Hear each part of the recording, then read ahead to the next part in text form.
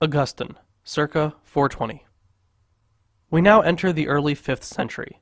Just over a decade earlier, Augustine of Hippo converted to Christianity at the age of 31. His conversion was due to his studies in religion and Neoplatonism. If you would like to learn more about Platonism and Neoplatonism, be sure to check out our newest armchair philosophy video on the subject. Augustine was probably the most influential Christian thinker in the West until Aquinas, and his views were widely held.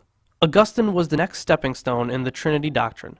At this time, there was still a lingering sense of Arianism, even though it was considered heretical.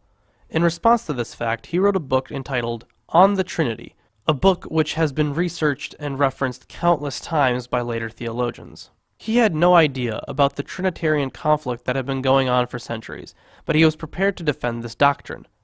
Augustine saw the image of the Trinity within humanity. Father, Son, and Spirit could be represented by three aspects of human consciousness. The mind itself, its knowledge which is at once its offspring and self-derived word, and thirdly love. These three are one and one single substance. The mind is no greater than its offspring, when its self-knowledge is equal to its being, nor than its love, when its self-love is equal to its knowledge and to its being.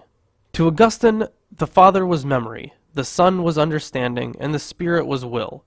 He saw these all to be different aspects of the same substance. Since the Council of Nicaea, the understanding of Son to Father was described like a physical son to a parent, begotten of the Father.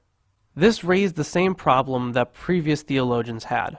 They had to justify equal, rather than subordinate status of the Spirit within the Trinity.